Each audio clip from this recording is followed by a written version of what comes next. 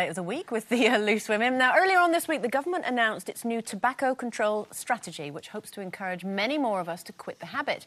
The 70-page document, released by the Department of Health, contains a series of measures, including a ban on smoking in doorways and entrances to pubs, a ban on vending machines, and a drive to deter smoking in the car.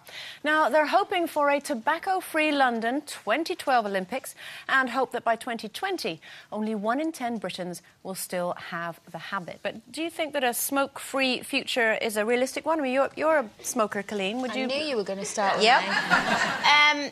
I think it's a lovely dream, but I don't think it's realistic. Why?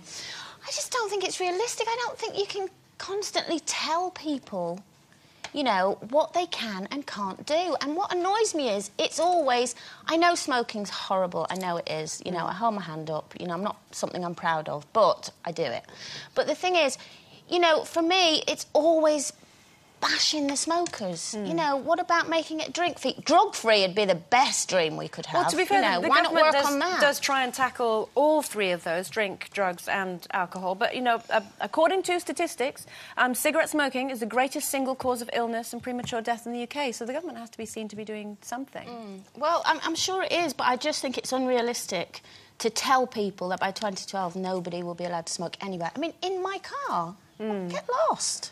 Well, it could be seen as, I mean, apart from the smoking killing you, you could drive your car into something because you're trying to, you know, smoke, well, you can drive do that on your mobile phone. changing a CD. You can do that doing anything. You know, people use mobile phones in a car. Carol, do you think against the law? Do you think it's a good thing that the government are trying to do something? No, actually, I agree with Tubbsy on this one because I do think that smokers are constantly just battered all the time, and it's not real and it's not realistic. I just think that, you know, a lot of the time they've got to be seen, or they think they've got to be seen to be doing something, and it's nothing actually material. It's never going to happen, and it's, you know, it's just all words. And I feel sorry for smokers. I don't smoke, and I hate it, but I did used to smoke a hell of a lot, and I kind of, in a way, I kind of miss that sort of smoky atmosphere in a pub. Now, I don't enjoy the smoking outside, and you know, there's a pub we go to sometimes after work.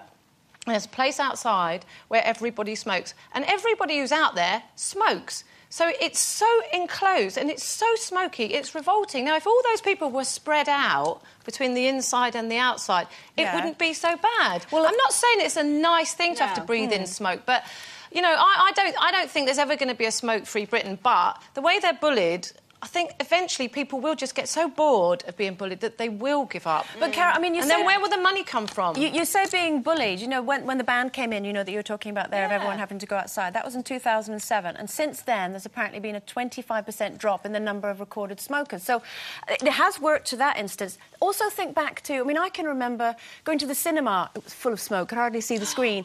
In, you know, in buses. Do you remember when you used to go to the top? My granny always used to take us to the top of the bus and you'd be sitting there as a kid like this.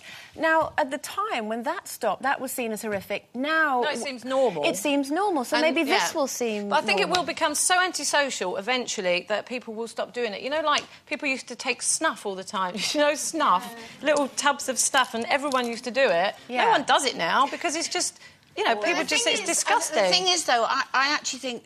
how would you police it anyway? I mean, if you can't smoke in your house, you can't smoke... How are you going to police it? Nobody's going to be able to police it. The only thing I will say is you have to be now a member of the club, don't you? Because everybody goes outside to smoke, so you have to be a member of that club.